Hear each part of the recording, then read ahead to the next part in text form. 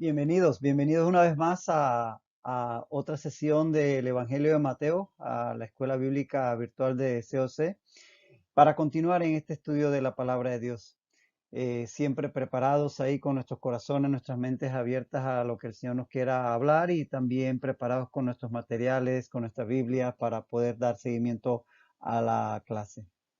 Padre, gracias por el tiempo, gracias por la oportunidad de estudiar tu palabra. Señor, entregamos este tiempo en tus manos y te alabamos y te glorificamos, sabiendo que tú eres el que permites que podamos comprenderte. Gracias, Señor, en el nombre de Jesús. Amén y amén.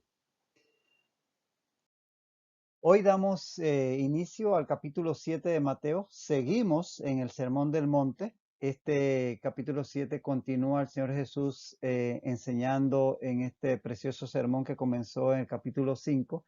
Concluirá en este capítulo 7 este sermón y vamos entonces a adentrarnos en el mismo.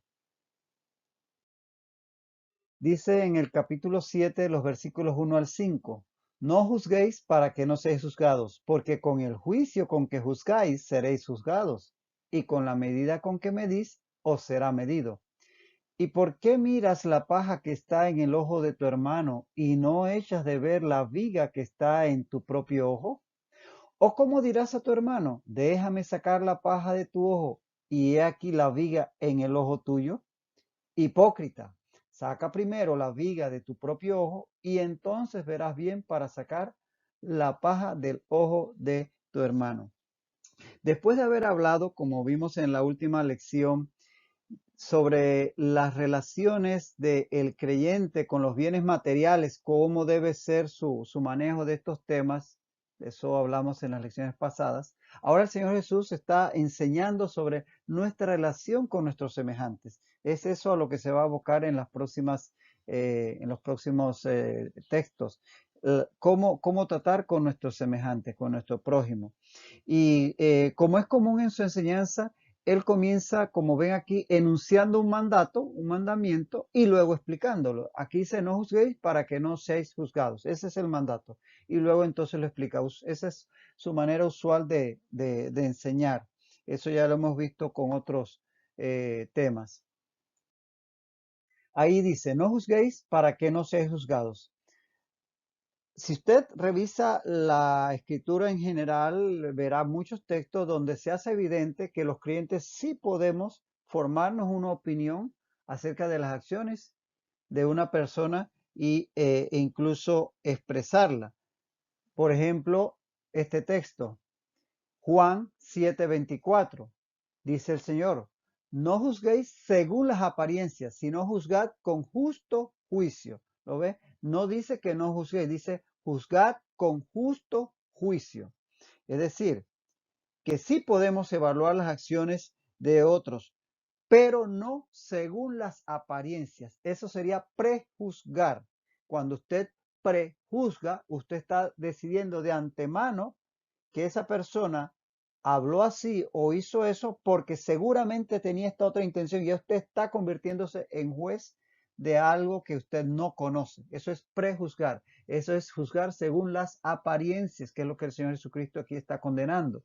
Pero no se dice que el Señor Jesús enseña en Juan 7:24 que no es que no debemos juzgar, dice que juzguemos con justo juicio, es decir, conociendo todos los hechos y aún ya después de conocerlo, hacerlo con justicia.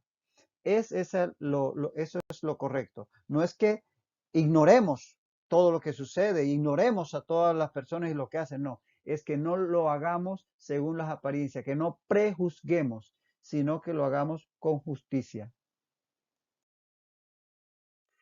Fíjese que hay, por ejemplo, aquí les pongo varios textos, pero que ejemplifican cuatro temas que dice claramente que sí podemos juzgar. Por ejemplo, el comportamiento de alguien en la iglesia, como el Señor Jesús expresa, expresa a través del apóstol Pablo, donde dice, o no sabéis que los santos, dice el verso 2 del capítulo 6 de Primera Corintios, o no sabéis que los santos han de juzgar al mundo. Y si el mundo ha de ser juzgado por vosotros, ¿sois indignos de juzgar cosas muy pequeñas? Eso lo dice 1 Corintios 5, desde el 12 hasta el 6:2, está ese texto que habla de un caso de pecado juzgado en la iglesia de Corintios. También puede leer algo en 1 Timoteo 5:20. Sobre asuntos generales de la vida cristiana, de los cuales había estado Pablo enseñando, diferentes temas que había estado enseñando a los corintios, inclusive el matrimonio y todo eso. En 1 Corintios 10:15 les dice a ellos, juzgad vosotros lo que digo. Es decir, el creyente tiene la capacidad dada por Dios para poder evaluar, para poder sopesar si los temas generales de la vida cristiana que se le están compartiendo es lo correcto. También, por ejemplo, juzgar sobre lo que se predica o se enseña en la iglesia. Pablo le dice a los Gálatas en Gálatas 1:8, mas si aún nosotros, mira, dice Pablo, si yo mismo o un ángel del cielo os anunciare otro evangelio diferente al que hemos anunciado, sea anatema. Es decir, sopesen lo que se les enseña. Y si les enseñan algo diferente a lo que se ha establecido ya, declárenlo algo anatema, algo que no debe ser aceptado. Y también en segunda de Juan, capítulo 10, dice, si alguno viene a vosotros y no trae esta doctrina, no lo recibáis. Es decir, que tienen que ser evaluadas las enseñanzas. El espíritu que se mueve en quien profetiza es plenamente enseñado a los creyentes por el apóstol Juan a ser evaluado. Dice en primera de Juan 4:1. Probad los espíritus si son de Dios, porque muchos falsos profetas han salido por el mundo. Es decir, evaluemos qué mueve a aquel que viene a hablar palabras supuestamente de parte de Dios.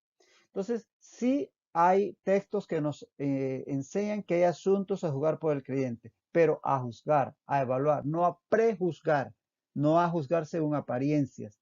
Eso debe quedar claro.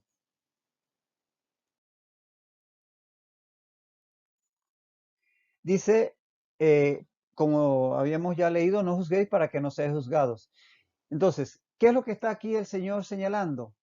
Está condenando el espíritu de censura, ese prejuicio, el juicio áspero, el justificarse a uno mismo juzgando a los demás, el que pensar que yo tengo siempre la razón y la otra persona siempre está equivocada. Es ese juicio sin misericordia, el no considerar a la otra persona qué circunstancias le habrán llevado a hablar así, a actuar así. Ese juicio sin amor, ese amor que de Dios en nosotros que nos llega a perdonar. Fíjate lo que dice, por ejemplo, en Lucas 6:36 y 37. Sé pues misericordiosos como también vuestro Padre es misericordioso. No juzguéis y no seréis juzgados. No condenéis y no seréis condenados. Perdonad y seréis perdonados.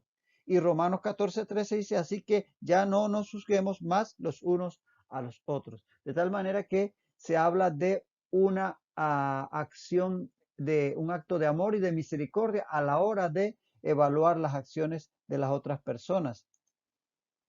En especial, aquí se censura es el juicio sobre las intenciones, es decir, el prejuiciar, el tomar decisiones sobre cosas que no conocemos, porque el único que conoce las intenciones del corazón es Dios, es el único que las conoce. Santiago 14:11 al 12 dice, el que murmura del hermano y juzga a su hermano murmura de la ley y juzga a la ley. Pero si tú juzgas a la ley, no eres hacedor de la ley, sino juez.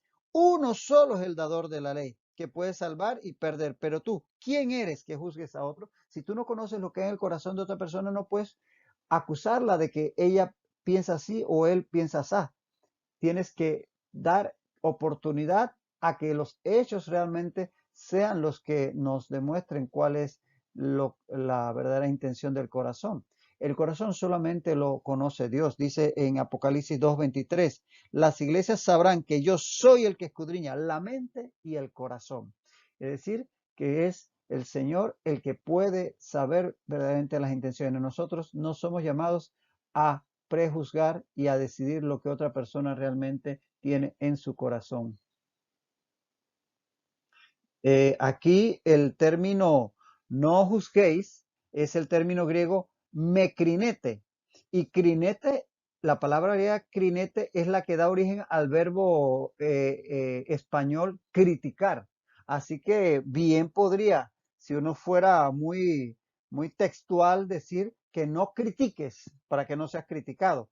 pero está bien traducido el no juzguéis porque ese krinetes, ese era el verbo propiamente para juzgar en griego. Pero fíjate el alcance que puede tener esto, que de allí se deriva la palabra criticar, porque un juicio sin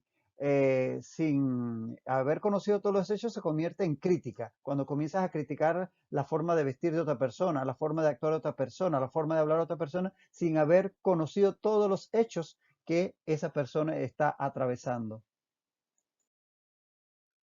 Y en especial hay textos en la Biblia que nos enseñan a cómo no hablar de otras personas. Debemos evitar, por ejemplo, lo que sea falso. Éxodo 23:1 nos dice, no admitirás falso rumor, no te concertarás con el impío para ser testigo falso.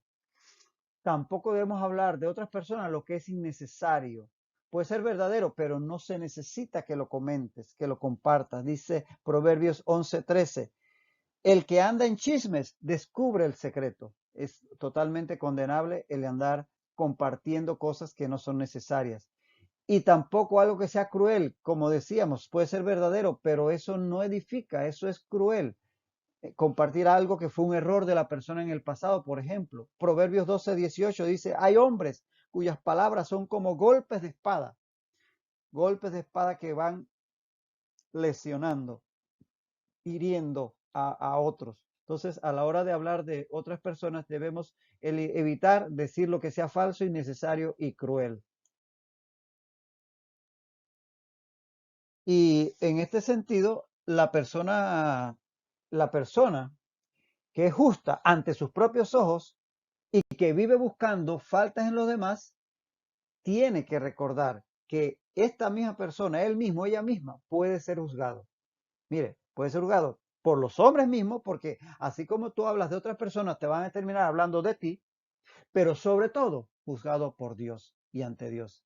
Aquí tienes varios textos que nos recuerdan que vamos a comparecer ante el juicio divino en algún momento. Dice Mateo 6:14, si perdonáis a los hombres sus ofensas, os perdonará también vuestro Padre Celestial. Y Mateo 18:23 al 35 habla de la conocida parábola de aquel hombre al que le fue perdonada una gran cantidad, luego él no perdona una pequeña cantidad de su consiervo y al final es reprendido y echado en la cárcel por su señor. Hablando de que así como nos perdona nuestro Padre, debemos nosotros perdonar también a otros. Y Romanos 14:10 dice, pero tú, ¿por qué juzgas a tu hermano? O tú también, ¿por qué menosprecias a tu hermano? Porque todos compareceremos ante el tribunal de Cristo. ¿Lo ves? Al final vamos a tener que dar cuenta de todos nuestros actos ante el tribunal del Cristo. Ojo, ese es un tribunal en donde se nos va a evaluar nuestras acciones como creyentes. No es un tribunal para que si vamos a ser salvos o no, ya somos salvos, pero ahí se evaluarán nuestras acciones como creyentes. Y en 2 Corintios 5:10 dice, porque es necesario que todos nosotros comparezcamos ante el tribunal de Cristo. Entonces, vamos en algún momento a dar cuenta por cómo tratamos a nuestros hermanos, aún siendo creyentes. Repito, eso es importante que lo recordemos a la hora de evaluar las acciones de otras personas. Porque con el juicio con que juzguéis, seréis juzgados, y con la medida con que medís, os será medido, enseña el Señor.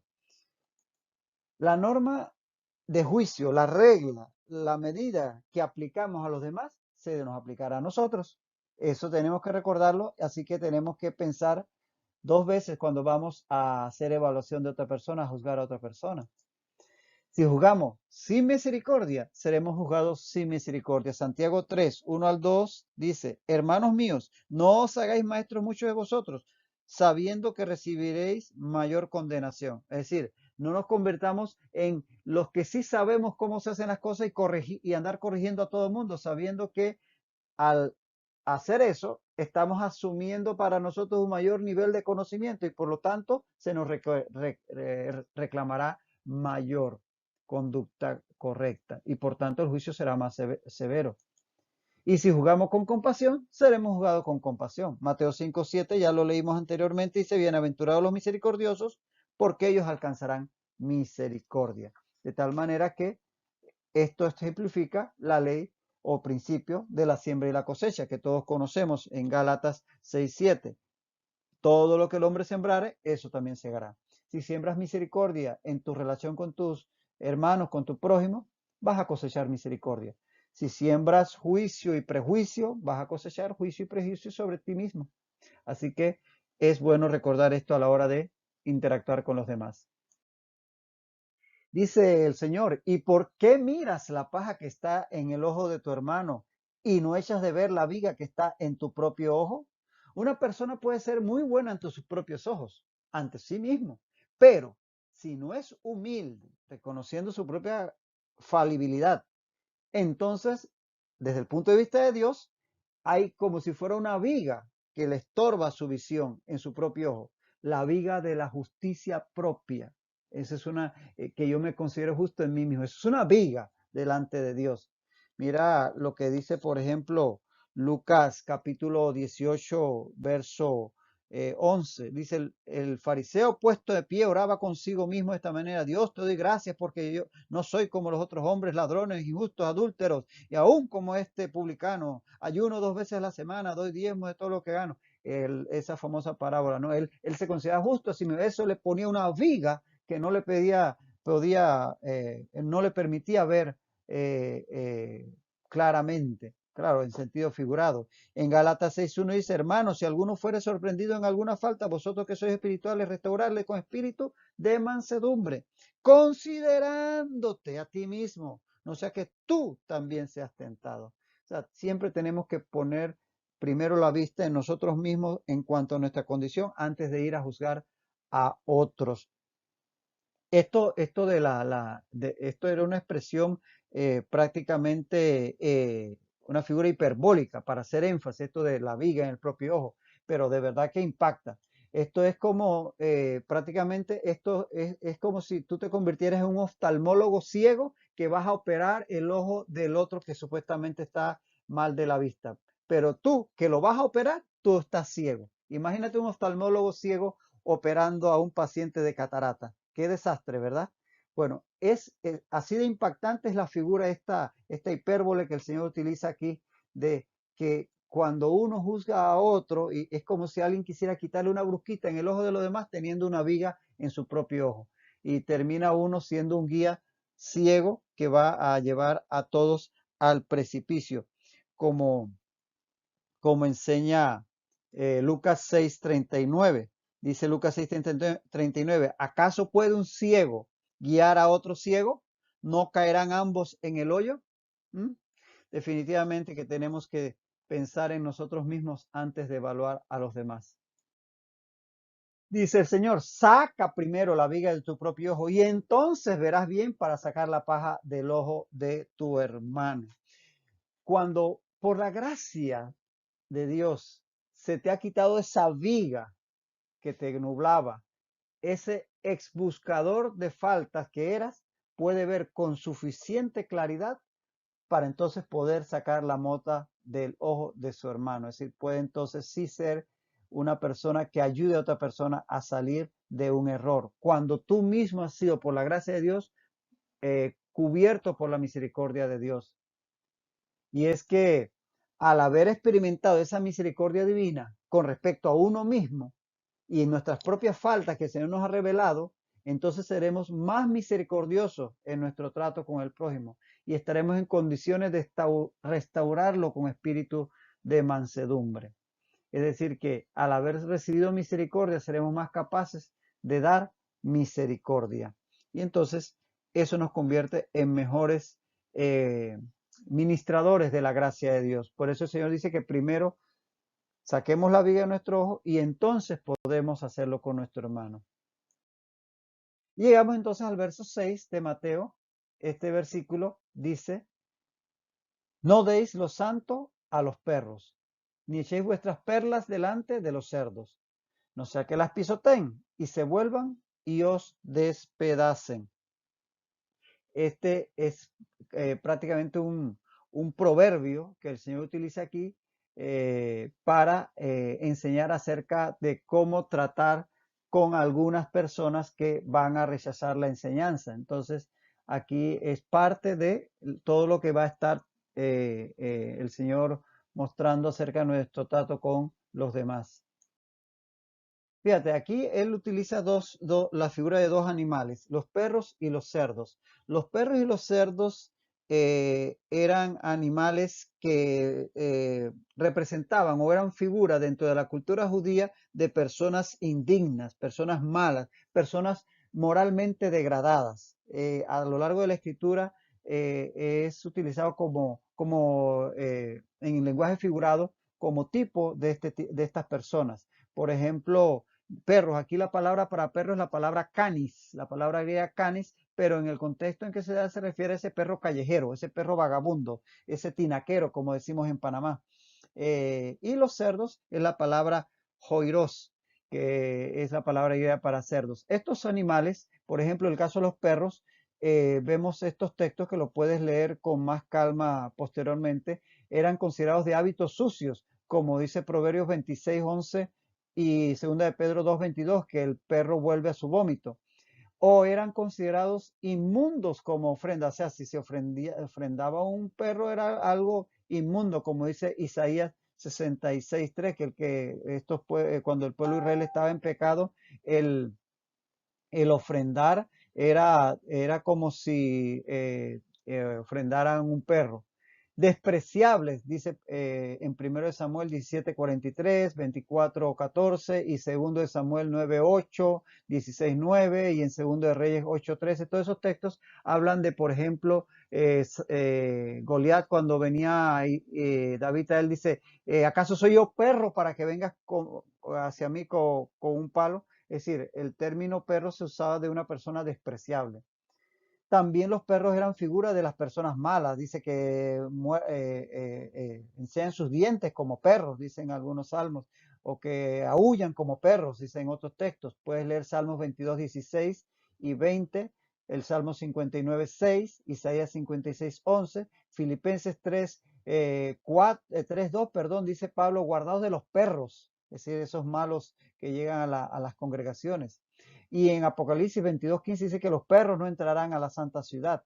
Todos esos textos hablan de esta figura de los perros como ejemplo de las personas malas. Y el ser comido por los perros, o ser comido por perros, era una maldición en Israel.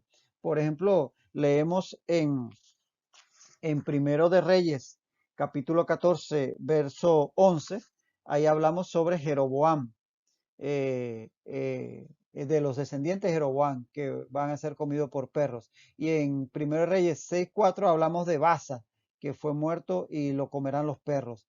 Y en 1 Reyes 21:23 al 24 vemos de Jezabel y los descendientes de Acab que serán muertos y comidos por perros. Es decir, que eso era una maldición. Su cuerpo, su cadáver comido por los perros era una maldición.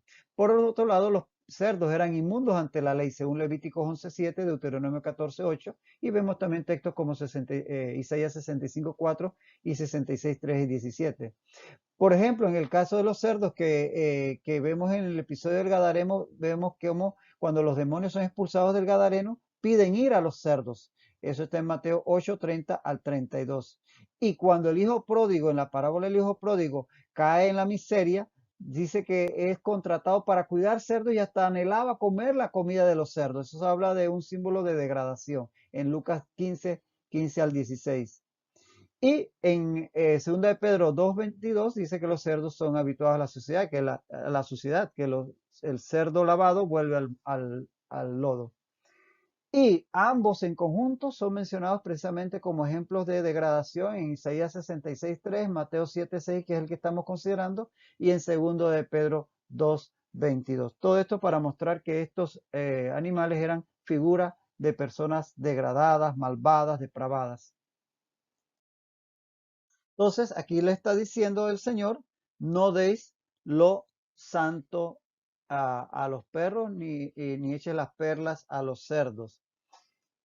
La palabra santo es la palabra griega agios, algo separado para Dios, y las perlas es la palabra griega margarita. Margarita significa perla en griego, y aquí está diciendo el Señor que no le eches las margaritas, las perlas, a los cerdos. Y las perlas, obviamente, símbolo de las cosas preciosas, las cosas valiosas. En este caso, desde el punto de vista espiritual. Recuerden la parábola de Mateo 13, 45 al 46. Mateo 13, 45 y 46 habla de la parábola de aquel hombre que encontró una perla de gran precio. La perla es un símbolo de algo de mucho, mucho valor. Entonces aquí lo que está diciendo el Señor es que esas cosas muy valiosas, esas cosas celestiales, aquellas enseñanzas verdaderas, santas, esas perlas preciosas, no deben ser echadas a los perros y a los cerdos. Esas personas mundanas, esas personas depravadas que la rechazan una y otra vez, que usted les habla del Señor y ellos lo que hacen es enojarse, entrar en agresividad y hasta agredirle físicamente o verbalmente al menos. Y que pues no insiste usted en estar tratando de hablarle cosas celestiales cuando ellos tajantemente una y otra vez le rechazan. Entonces, fíjate que Jesús mismo dice, vemos que él fue paciente con quien tenía que ser paciente. Por ejemplo, con Tomás, que fue en algún momento dudó de la resurrección de Jesucristo, pero el Señor no lo rechazó, sino que insistió porque conocía el corazón de Tomás y más bien le aclaró sus dudas. Usted puede leer esto en Juan 20, 24 al 29. Con el mismo Pedro, que llegó a negarlo 3 veces y hasta con juramento. Él lo restauró porque conocía el corazón de Pedro, no así con Judas porque obviamente conocía qué había en el corazón de Judas. Y en Juan 21, 15 al 19 tenemos esa preciosa conversación junto al mar de Galilea en donde el Señor restaura a Pedro. O sea que con el que hay que ser paciente, hay que ser paciente. Hay personas que tenemos que hablarle 1, 2, 3, 4, 5 veces, orar por ellas, etcétera, porque Dios quiere que se conviertan y a veces hay que ser paciente. Pero también hay personas que son tan recalcitrantes en rechazar el evangelio, hasta lo hacen de una forma agresiva, burlona, inclusive insultando y atacando físicamente al creyente, que como hizo Jesucristo en algunos casos, no hay que insistir, no hay que echar las perlas a los cerdos. Por ejemplo, Herodes Antipas, al cual el mismo Juan el Bautista le había predicado y le había hablado todas las verdades del reino, en Lucas 23, 9, en Lucas 23, 9, vemos cómo el Señor Jesús dice ahí que a este Herodes Antipas, dice, y le hacía muchas preguntas, pero él nada le respondió, porque no había ya en Herodes ninguna posibilidad de aceptar el mensaje del Señor Jesús. A Capernaum, esa ciudad donde él hizo tantos milagros, vemos en Mateo 11, 23 al 24, dice, y tú Capernaum, que eres levantada hasta el cielo, hasta el Hades serás abatida, porque si en Sodoma se hubieran hecho los milagros que han sido hechos en ti, habría permanecido hasta el día de hoy. Y también con respecto a aquellos lugares que les rechazarían, dice el Señor Jesús, y si alguno no os recibiere ni oyere vuestras palabras, salid de aquella casa o ciudad y sacudid el polvo de vuestros pies. Y sobre el pasaje de la higuera estéril en Lucas 13, 6 al 9, también vemos el mismo ejemplo de si alguien rechaza y rechaza, pues terminará uno dejándolo a un lado. Pablo en Hechos 13, 45 al 46 y en 18, 5 al 6, da ejemplo de cómo él, cuando los judíos lo rechazaban en una ciudad, se sacudía las sandalias y se iba con los gentiles. En Romanos 16, 7 al 18 y en Tito 3, 10 también aconseja no insistir en aquellos que reiteradamente rechazan la verdad de Dios. No insistir sobre cosas santas en aquellos que las desprecian insistentemente y las consideran cosas comunes debido a un corazón endurecido. De hecho, dice el proverbio 23:9, no hables a oídos del necio porque menospreciará la prudencia de tus razones. Proverbios 23:9. Y dice el Señor, no sea que las pisoteen y se vuelvan y los despedacen. Hay dos riesgos con respecto a esto de estar insistiendo con estas personas demasiado depravadas, demasiado mundanas, que insistentemente rechazan y rechazan la verdad con agresividad, con burla, etc. Primero es que ofendan y se burlen de Dios y de las cosas santas, de la iglesia, de sus ministros, etcétera. Y el segundo peligro o sea, que las pisoteen. Y el segundo peligro, que se vuelvan y los despedacen a los mensajeros de la palabra, son las acciones de ellos contra quienes desean enseñarles la verdad de Dios. Entonces son los riesgos que el Señor quiere evitar. No vea que Él se preocupa inclusive de nuestro bienestar. Y bueno, terminamos aquí por hoy. Se acabó el tiempo. No hay tiempo para más. Bendiciones. Sigue estudiando la palabra. Medita en lo que hemos compartido y que pues el Espíritu Santo siga enseñándonos y guiándonos a hacer lo correcto. En el nombre de Jesús, que tengas una rica y bendecida semana.